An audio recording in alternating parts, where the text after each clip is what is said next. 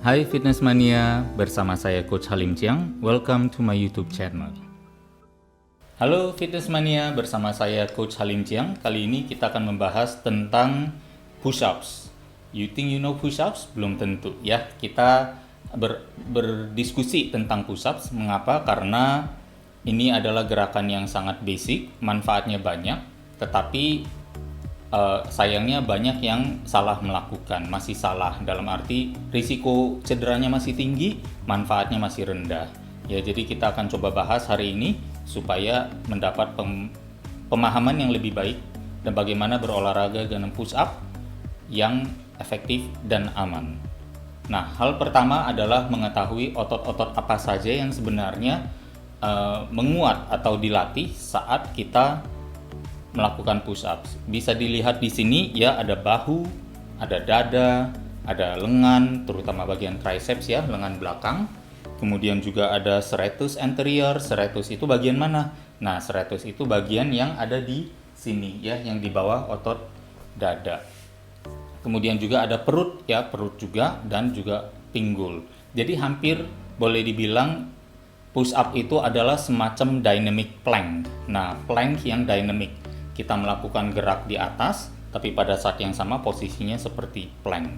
Nah, lalu posisi siku sekarang ya, posisi siku baiknya di mana? Ini adalah contoh posisi siku yang tidak dianjurkan karena memiliki risiko yang cukup tinggi, yaitu di saat kita membawa siku kita terlalu lebar. Kebanyakan dari kita kalau nggak kuat, biasanya memang mau melebarkan siku untuk mendapatkan leverage dorongan. Tapi itu tidak dianjurkan. Karena apa?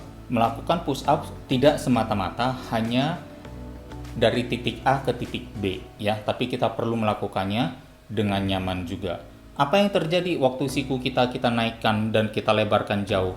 Biasanya malah justru akan menyakiti bagian persendian bahu ya, dan ada otot-otot kecil di sana yang namanya rotator cuff ya. Salah satunya adalah di sini supraspinatus ya, yang memang akan mengalami impingement atau kena cubit karena bagian dia ada di atas dan akan tercubit gara-gara siku kita terlalu tinggi. Itu yang ingin kita coba hindari untuk membuat risiko cedera lebih rendah, kenyamanan lebih tinggi, dan efektivitasnya juga meningkat.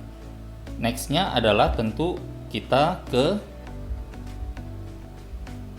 posisi siku yang lebih baik ya, yaitu yang sedikit lebih rendah atau mungkin 60 derajat atau sampai mendekati 45 derajat. Posisi yang lebih rendah yang di kiri lebih berorientasi kepada bahu dan dada, sementara yang ada di gambar kanan lebih berorientasi kepada bahu dan triceps. Jadi bisa pilihannya dua, salah satu bisa dilakukan ya, tergantung giliran hari apa kita mau melatih apa. Ya, jadi bisa kita lakukan dengan ketersediaan rentang gerak dari sini sampai ke sini ya. Lalu next adalah tentu ada posisi tangan. Posisi tangan kita baiknya ada di mana? Ya, saya menemukan banyak orang yang karena berlatih dengan siku tinggi akhirnya posisinya juga tinggi gitu. Padahal sebenarnya yang paling ideal adalah di samping otot dada. Bagaimana kita melakukannya? Tempelkan dulu badan ke lantai. Tempel, lalu kita baru bisa tahu posisi lengan kita ada di mana, posisi pijakan telapak tangan. Dan biasanya ada di gambar lingkaran oval yang ada di gambar berikut ini ya. Dengan mengetahui posisi tangan yang baik dan posisi siku yang baik, kita sudah mulai ready nih untuk melakukan push up dengan lebih baik.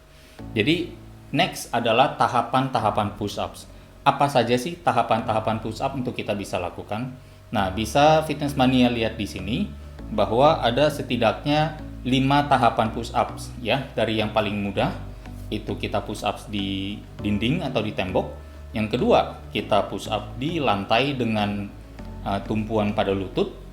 Yang udah lebih sulit lagi adalah yang nomor 3, yaitu kita lakukan push ups di dengan kursi atau di bangku ya, dengan permukaan lebih tinggi dan lututnya di bagian lutut juga sudah terangkat dari lantai. Ada jinjitan ya, jadi menggunakan tumpuan jinjitan kaki. Yang keempat adalah push ups di lantai dengan jinjitan kaki yang dibilang push up cowok, sementara yang kedua adalah sering dibilang push up cewek. Padahal sebenarnya tidak demikian ya. Push ups tidak mengenal jenis kelamin.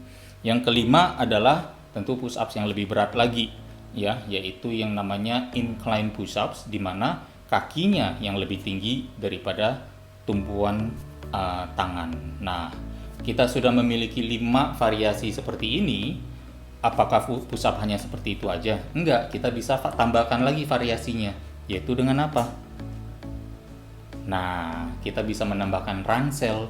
Dengan menambah ransel, menambah beban, dan itu menjadi variasi tambahan untuk meningkatkan lagi tantangan dan efektivitas latihan. Tapi tentunya kita tetap harus berpegang teguh kepada kemampuan diri sendiri, mengenal kemampuan diri sendiri dan melatih diri kita dalam zona kemampuan tersebut. Itu penting sekali. Nah, berikutnya adalah tentu ke contoh program latihan untuk pemula. Kira-kira kalau pemula melakukan push-ups seperti apa? Nah, yang pertama adalah pilih level push-ups yang sesuai atau yang tepat dengan level kekuatanmu. Kemudian yang kedua, lakukan semampunya. Misalnya kalau hanya mampu 5 kali atau 3 kali, lakukan demikian aja, nggak apa-apa. Kemudian kita beri istirahat sampai 2 menit ya. Lalu kita ulangi misalnya pola di atas sampai 5 kali, berarti 5 set sebenarnya. Nah, ini akan membantu kita untuk pertama, goal kita sebagai pemula sebenarnya bukan untuk mencari hitungan bertambah dulu. Kita sebagai pemula dulunya jarang olahraga, tiba-tiba sekarang sering olahraga, itu udah bagus gitu. Jadi nggak perlu fix dengan goal-goal tertentu. Goalnya sebagai pemula menambah frekuensi belajar konsisten berolahraga. Setiap 2 hari ada olahraga ya, udah jauh lebih bagus. Itu sudah merupakan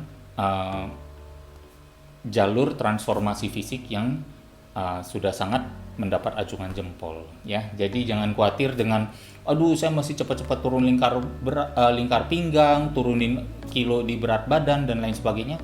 Gak harus melihat ke sana dulu.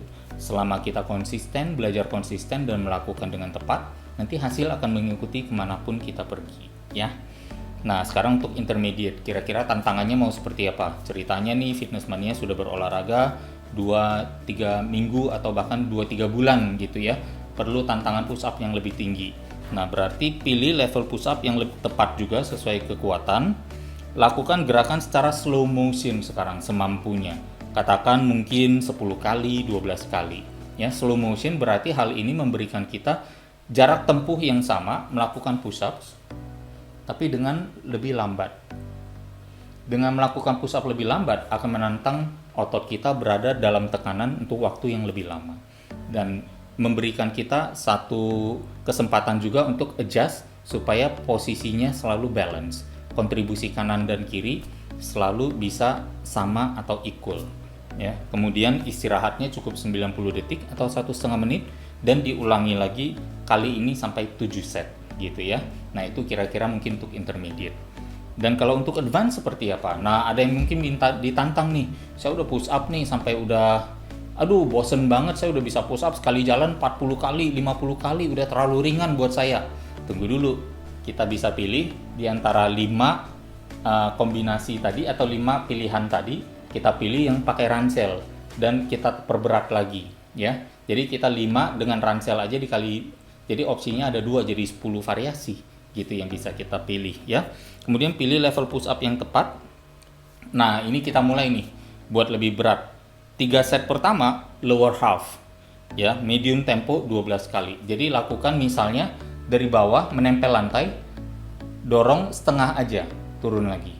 Dorong setengah aja, turun lagi. Gitu.